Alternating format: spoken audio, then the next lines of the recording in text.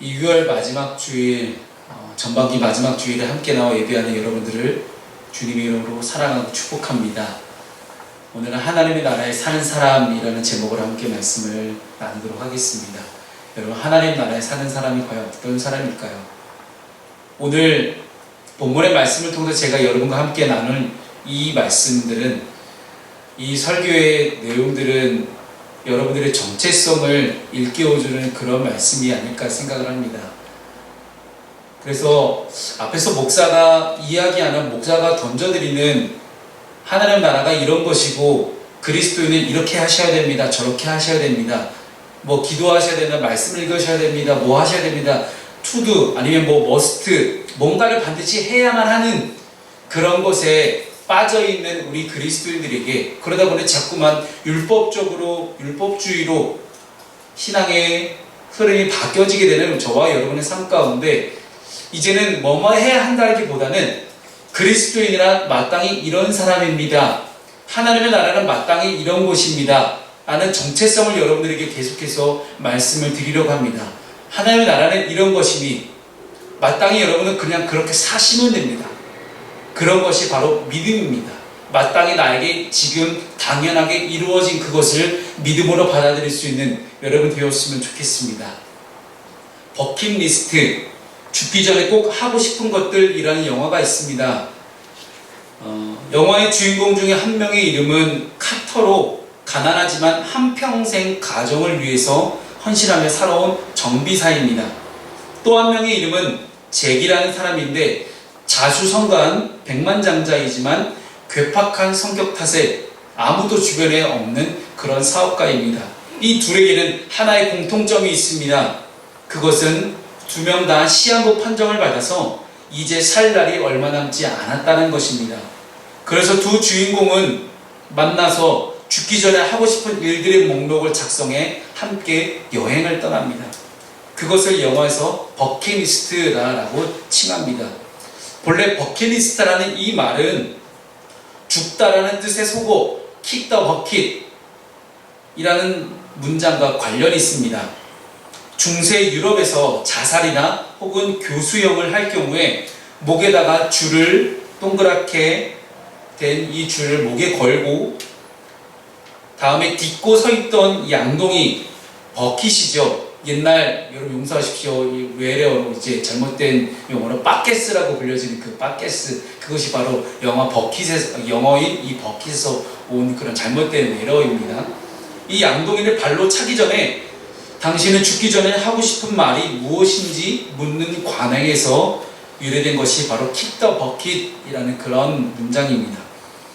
이 버킷리스트라는 이 영화 때문에 마케팅이나 여러 분야에서 버킷리스트라는 단어를 평생 한 번쯤 해보고 싶은 일, 혹은 죽기 전에 해야 할 일들을 적은 목록의 의미로 사용하게 되었습니다.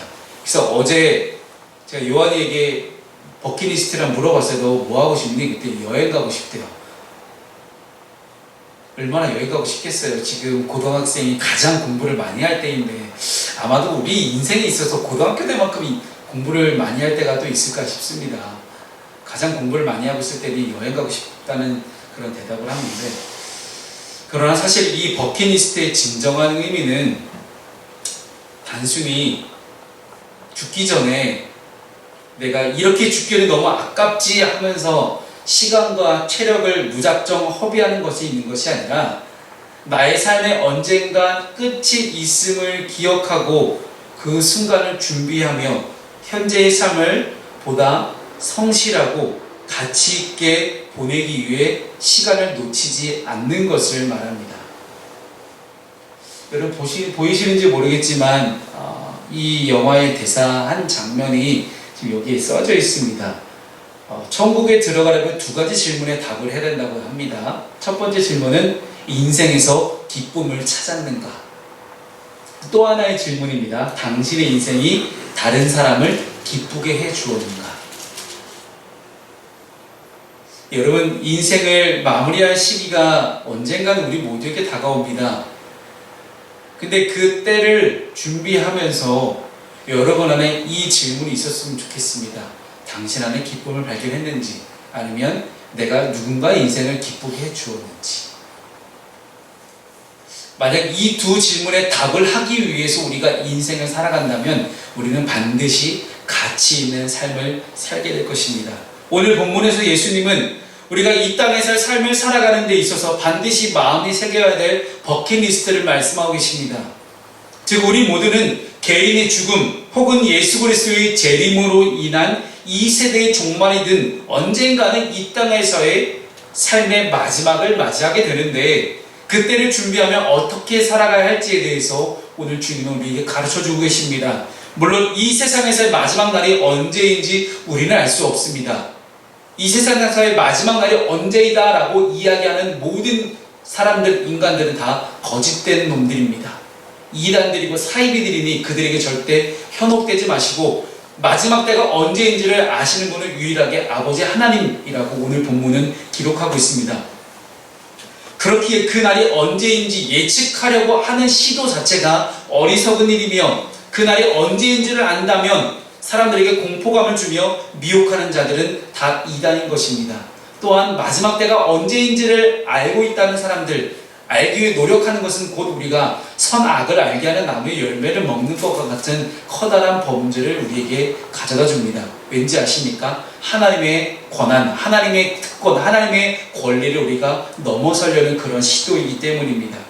단지 중요한 것은 반드시 그날이 온다는 겁니다. 이렇게 다가올 그날에 대한 믿음, 혹은 당연히 우리의 인생의 죽음 이후에 하나님 나라에 갈 것에 대한 믿음만을 가지고 있다 보니 우리의 현실 속에서 이 신앙이라는 것이, 이 신앙생활 하는 것이, 믿음생활 하는 것이 적용하기가 매우 어렵겠다는 생각이 들기 시작했습니다. 그래서 오늘 말씀의 제목을 하나님 나라에 사는 사람으로 정해봤습니다. 여러분, 단순히 내세적이고 뜬구름 잡는 그런 기독교의 교리와 같은 내용이 아닌 정말 우리의 실생활에서 적용될 수 있을 만한 그런 하나님 나라에 대한 그런 소망, 그 소망이 오늘 말씀을 나누시는 가운데 여러분에게 생겨나기를 주님으로 축원합니다. 그렇다면 하나님 나라에 사는 사람은 어떤 사람일까요? 세상에 끝이 있음을 아는 사람입니다.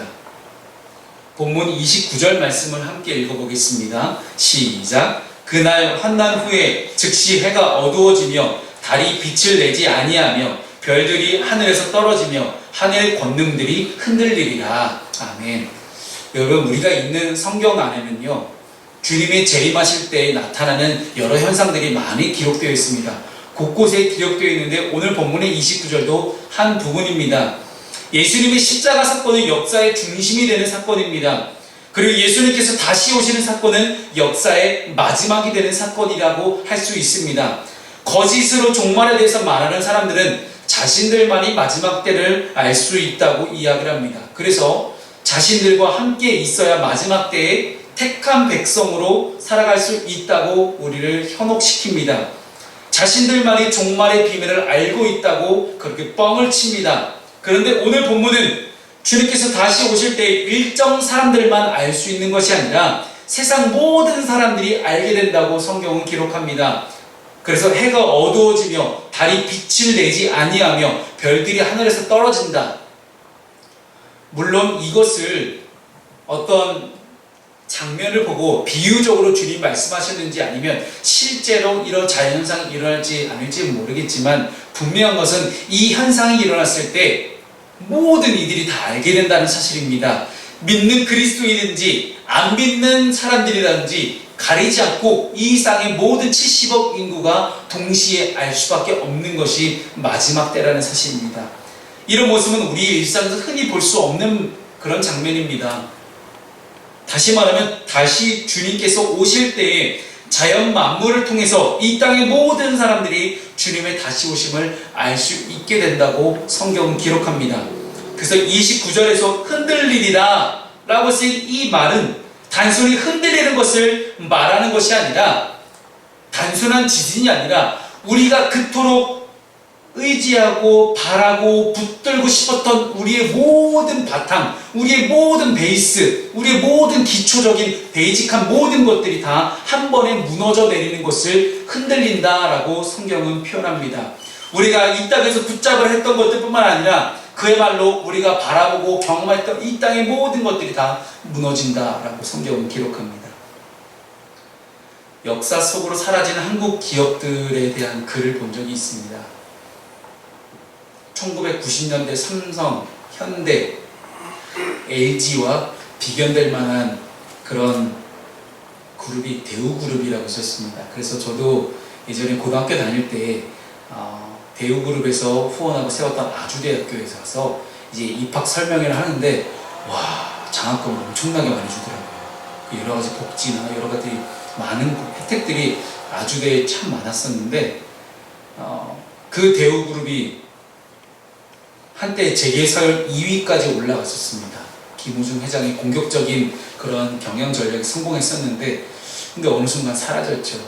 그리고 휴대폰 시장에서 대기업들과 치열한 경쟁을 펼치면서 벤처기업의 신화로 자리 잡았던 펜텍이라는 이 회사가 작년 말에 이제는 사라졌습니다. 근데 사라질 때 단돈 몇천만 원에 매각이 되는 그런 굴욕을 겪기도 했습니다.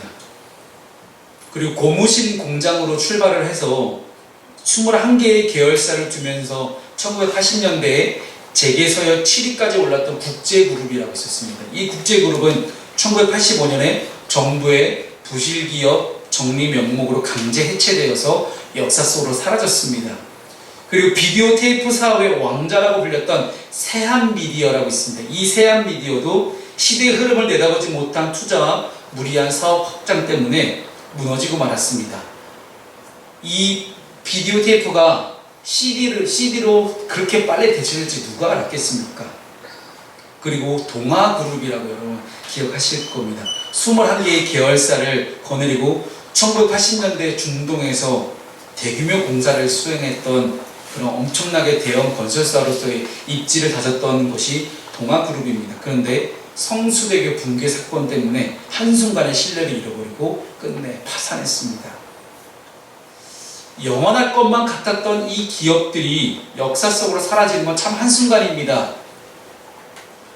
영원할 것 같던 나라들도 역사 속으로 사라져갔던 것을 우리는 세계 역사를 통해서 알 수 있습니다. 우리가 이 땅을 살아가면서 잡고 싶어하는 많은 것들이 있습니다. 근데 내가 잡고 싶어하는 그 많은 것들은 다 이런 것들처럼 한순간에 사라집니다. 그렇게 기도하며 하나님 이거 아니면 안 될 것 같습니다 라고 붙들었던 그것들이 한순간에 사라지는 것들을 우리는 경험하게 됩니다.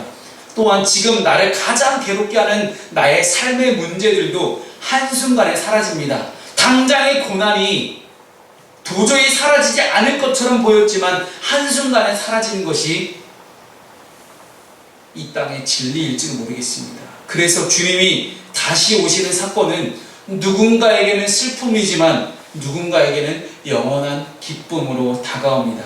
그래서 그리스도인들은 마지막을 두려워하지 않습니다. 이미 마지막이 임한 상태를 살아가기 때문입니다. 나의 구원자 되신 예수 그리스도와 함께 있으니 그 어디나 하늘나라로 살아가는 사람들이 그리스도인입니다. 더 이상 이 땅에 소망을 두지 않고 한순간에 사라져버린 이 땅에 소망을 두지 않고 오직 예수 그리스도께만 소망을 두고 살아가기 때문에 그들은 두려움이 없습니다. 그리스도인들은 그 두려움들이 없기 때문에 결국 그 두려움이 무엇인지에 대해서 우리는 다시 한번 돌아보게 됩니다. 그 두려움들이란 결국 나의 것이 없어질 것에 대한 두려움이 아니겠습니까? 나의 생각이 없어질 것에 대한 두려움, 나의 재산이 없어질 것에 대한 두려움들, 그 두려움은 내가 그토록 소망하는 육신의 정욕과 안목의 정욕과 이생의 자랑이 사라져버릴 것에 대한 두려움이 아닐까요? 그래서 그리스도인들은 기뻐해야 됩니다. 무엇 때문에 기뻐합니까? 이 땅의 소망이 아닌 이 땅에 사라져버릴 것에 대한 소망이 아니라 천국의 소망을 품고 살아갈 때 우리의 삶에 완전한 구원을 이루실 하나님에 대한 기대, 그 기대가 저와 여러분들을 살게 하고 그리스도인들을 영원한 기쁨으로 인도하며 영원한 소망을 품고 살아가게 합니다. 사랑하는 여러분, 그리스도인들은 세상에 끝이 있음을 아는 사람들이며 세상의 끝에서 예수를 외치는 사람들입니다. 세상의 끝에서 오직 예수에게만 소망이 있음을 아는 사람들이 그리스도인들입니다. 두 번째, 하나님 나라에 사는 사람은 어떤 사람입니까? 늘 깨어있는 사람입니다. 본문 38절과 39절 말씀을 이어서 읽어보도록 하겠습니다. 시작. 홍수 전에 노아가 방주에 들어가던 날까지 사람들이 먹고 마시고 장가들고 시집가고 있으면서 홍수가 나서 그들을 다 멸하기까지 깨닫지 못하였으니 인자의 임함도 이와 같으리라. 아멘. 사랑하는 여러분, 주님 다시 오실 때는 노아의 홍수 때와 같을 것이라고 성경은 기록합니다. 노아 시대의 사람들은 노아가 방주에 들어갈 때까지 먹고 마시고 시집가고 장가가고 있었습니다. 심판이 있다는 이야기를 들었음에도 불구하고 대홍수의 심판이 임박한 순간까지도 심판에는 관심이 없었다는 것입니다. 그럴 일이 절대 일어나지 않을 거라고 생각을 합니다. 그래서 자신들의 삶의 주인이 되어 하고 싶은 대로 하고 살았던 그들입니다. 혹시 이 모습이 저와 여러분의 모습은 아닐까요? 주님께서는 마지막 때에 계속 말씀하고 계십니다. 주님께서 다시 오신다는 말씀을 하셨음에도 불구하고 우리는 지금 살아가고 있는 이 땅의 문제, 자신의 욕망을 충족시키는 일에만 관심이 있다면 우리의 모습이 이 노아의 때와 같은 그런 모습이 아닐까요? 마지막 때가 있다는 것을 아는 우리는 세상 사람들과 분명히 다른 삶을 살 수 있어야 됩니다.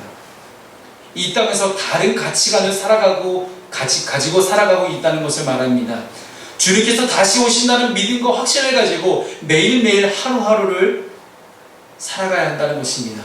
그래서 본문 42절이 이렇게 이야기합니다. 그러므로 깨어있으라.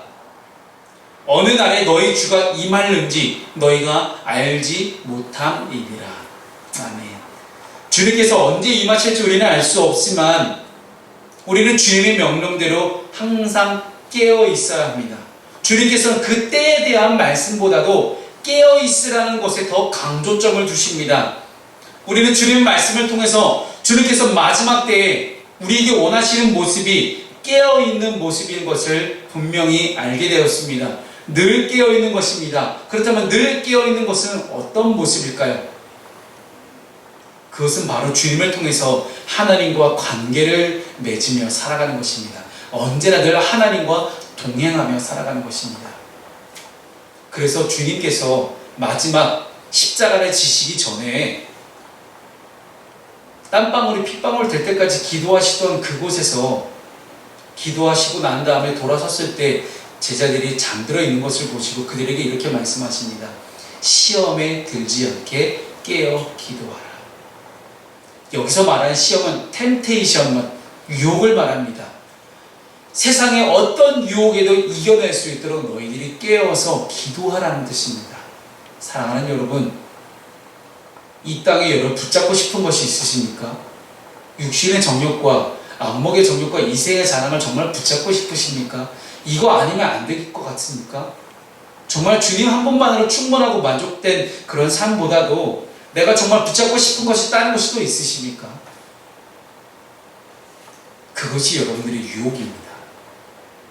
그 유혹에 걸려 넘어지지 않도록 여러분 깨어서 기도할 수 있는 여러분 되었으면 좋겠습니다. 그렇게 유혹에 걸려 넘어지지 않는, 그 어떤 세상의 유혹과 시험에도 넘어지지 않는 사람, 그 사람이 바로 하늘에 속한 사람, 하나님 나라에 살고 있는 그런 사람입니다. 마지막 세 번째, 하나님 나라에 사는 사람은 매일의 삶에 최선을 다할 줄 아는 사람입니다. 하나님 앞에서 하나님을 느끼며 민감하게 살아가는 것이 참 쉽지 않습니다. 영적으로 깨어있기 위해서 중요한 것은 항상 우리가 순종의 자리에 있기에 노력하는 것입니다. 순종의 자리. 여러분, 매일 삶에 최선을 다하는 것과 순종한다는 것은 똑같은 단어입니다. 왜냐하면 하나님의 말씀에 순종하는 건 곧 하나님이 나에게 맡겨주신 사명, 하나님 나에게 맡겨주신 삶에 최선을 다하며 살아가는 것이기 때문입니다. 노아는 사명이 무엇이었습니까? 방주를 만드는 것이고, 이 세상 사람들에게 찾아가서 당장에 심판이 있을 것이니 너희가 심판을 피하기 위해서 함께 방주로 들어가십시다 하고 말하는 것이었습니다. 노아는 주변에 있는 사람들의 시선과 이야기에 상관없이, 관계없이 하나님의 말씀하신 그 뜻 그대로 순종하기 위해 애를 썼습니다. 그것이 노아가 영적으로 잠들지 않을 수 있었던 비결입니다. 주님이 믿고 맡긴 사명을 이 주인이 올 때까지 잘 감당하고 있는 사람이 슬기로고 또한 신실한 사람입니다. 그래서 5달란트, 2달란트, 1달란트 받은 자의 비율을 제가 묵상자료 보내드리지 않습니까? 5달란트는 받은 사람도 또 5달란트를 남겼고, 2달란트 받은 사람도 또 2달란트 남겼지만, 1달란트 받은 사람은 그 주인이 악하고 또한 자기를 못 살게 구는 그런 주인이다 생각을 해서 1달란트를 그대로 묻어놓습니다. 그대로 묻어놓았다가 그는 주인이 돌아와서 1달란트를 그대로 돌려드립니다. 그랬더니 주인이 그 1달란트 받은 자에게 했던 말은 악하고 게으른 종아. 사명을 하나님께서 우리에게 주셨는데, 하나님이 나에게 주신 사명을 내가 충실히 최선을 다해서 감당하지 못할 때에는 우리에게 주어지는 말은 무엇입니까? 악하고 게으르다라는 그런 호칭만 남을 뿐입니다. 예컨대 학생에게는 공부라는 사명이 있습니다. 싫어도 해야 되는 게 사명이죠. 각자 여러분 일터에서, 가정에서 해야 될 사명이 있습니다. 그 사명에 최선을 다하는 것이 매일의 삶 가운데 우리에게 주어진 마땅한 사명이자 의무입니다. 우리는 비록 세상에 살지만 하나님의 통치 아래에 살면서 변화된 삶을 선포해야 됩니다. 하나님 나라에 사는 사람들은 어떤 사람들입니까? 이 세상 가운데 살지만 하나님의 통치 안에서, 하나님의 다스림 안에 살다 보니 내가 변화되었음을 마땅히 누군가에게 선포하고 다니는 그런 사람들입니다. 하나님의 통치를 받아서 변화된 삶, 그 놀라운 삶, 자비와 은혜를 입은 삶, 긍휼히 여김을 받은 삶, 하나님의 인도하심을 받는 삶, 이런 멋진 삶을 그리스도를 아직 영접하지 않은 사람들에게 보여주어서 그 사람들이 보고, 야, 정말로 하나님이 정말 살아계신지도 모르겠다, 하나님을 믿으면 저렇게 좋구나 라고 생각하도록 만드는 것, 이것이 바로 우리를 이 땅에 부르신 목적입니다. 사랑하는 여러분, 그래서 우리가 그리스도 안에서 온전한 구원을 누린다는 것은, 다시 말해서 세상에서 살아가되 세상에 속하지 않고 하나님의 다스리심을 받기 시작했다는 것을 의미합니다. 그래서 세상의 모든 가치관과 세상의 기준과 또한 세상이 우리에게 정말로 유혹하려고 하는 모든 것들에 대해서 여러분 마땅히 다 배격하십시오. 마땅히 다 끊어내십시오. 그리고 하나님의 다스림 따라 살아갈 수 있는 여러분 됐으면 좋겠습니다. 누군가 이렇게 말할지도 모릅니다. 야, 너 내 라인 타야 돼. 너 내 뒤로 내 줄만 잘 서면 내가 너 책임져 줄게. 하나님의 방법이 아닙니다. 김 사장님, 여기서 우리 다운 계약서 씁시다. 사장님 좋고 나도 좋고 누이 좋고 외부 좋고 다 좋은 거 아니겠습니까? 하나님의 방식이 아닙니다. 이거 당장에 좀 힘든데 당신이 이거 나한테 보증만 서주면 나 당장 해결할 수 있어. 괜찮아. 나중에 내가 다 이렇게 해줄게. 걱정하지 마. 세상의 방식입니다. 하나님의 나라에 사는 사람은 하나님의 다스리심을 받는 사람입니다. 따라서 우리는 이 땅에서 예수 그리스도를 믿고 영접하고 하나님을 믿는 사람으로 살아간다고 이야기하면서 여전히 한쪽 다리는 세상에 걸쳐 있다 보니 여러 가지 고난과 환난과 시험과 유혹들이 우리에게 다가옵니다. 그것들이 찾아왔을 때 그저 참고 견디는 것에만 그치는 것은 하나님 나라에 사는 사람이 아닙니다. 참고 견디는 것에 그치지 말고 하나님의 사람으로 멋지게 살아내는 것, 그것이 바로 하나님 나라에 사는 그리스도인입니다. 그래서 비현실적인 그런 단순히 먼 훗날을 바라보는 내세적인 그런 기독교가 아니라 지극히 현실의 삶에서 인도하시는 하나님의 인도하심을 느끼기를 바랍니다. 그래서 기독교의 본질은 자기 부인입니다. 십자가의 의미 또한 자기 부인이었습니다. 예수께서 자신의 생명을 먼저 내어 던지셨기 때문에 완전한 정의와 사랑이 가득해질 수 있던 것처럼 우리 안에 자기 부인이 있었으면 좋겠습니다. 그래서 자기 부인 없는 구원은 다 가짜 구원입니다. 여러분 안에, 또 한국 교회 안에, 한국 기독교 안에 자기 부인이 없는 구원은 절대로 구원이 성립될 수가 없다는 사실입니다. 사랑하는 여러분, 이 2019년 전반기를 마무리하면서 여러분 안에 자기 부인이 얼마나 있으셨습니까? 혹은 2019년 하반기를 맞이하는 이 시점 가운데 여러분의 앞으로의 평생의 순간 가운데 자기 부인만이 있었으면 좋겠습니다. 나를 내려놓고 하나님의 인도하심에 나의 모든 것을 맡기는 것이 진짜 구원의 삶입니다. 그리스도인은 헛된 구원의 소식에 빠져있지 않고 나의 것을 확실하게 내려놓을 줄 아는 사람이 바로 그리스도인입니다.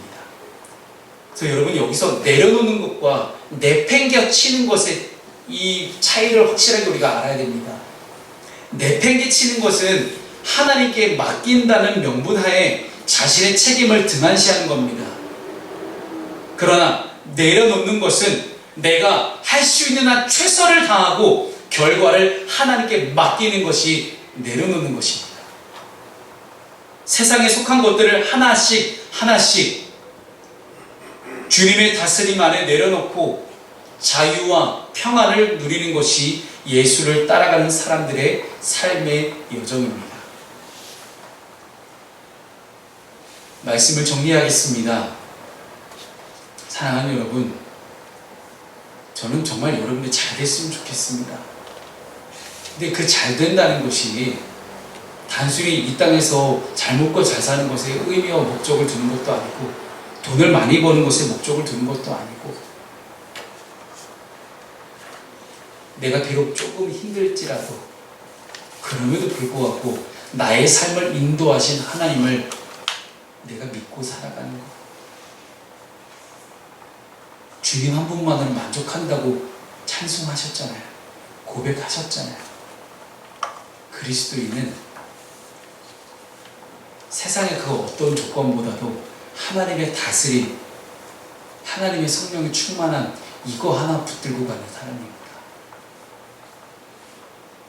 기독교를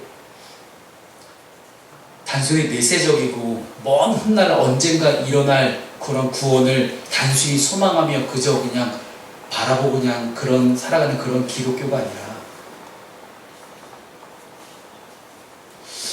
정말로 저와 여러분의 삶 가운데 이 기독교가 현실의 종교가 되려면 지금 나의 삶 가운데 자기 부인이 있어야 됩니다. 나의 것을 철저하게 내려놓고 하나님 것을 취할 수 있는 그런 삶, 그런 삶을 우리가 살아갈 때 우리는 비로소 이 땅에서 하나님 나라의 사람으로 살아갈 수 있을 것입니다. 그런 멋지고 그런 다이내믹하고 그렇게 기분 좋은, 기쁜 그런 삶이, 그런 하나님 나라의 삶이 이제부터 영원까지 여러분 가운데, 저 여러분 가운데 있기를 주님의 이름으로 축복합니다. 기도하겠습니다. 하나님,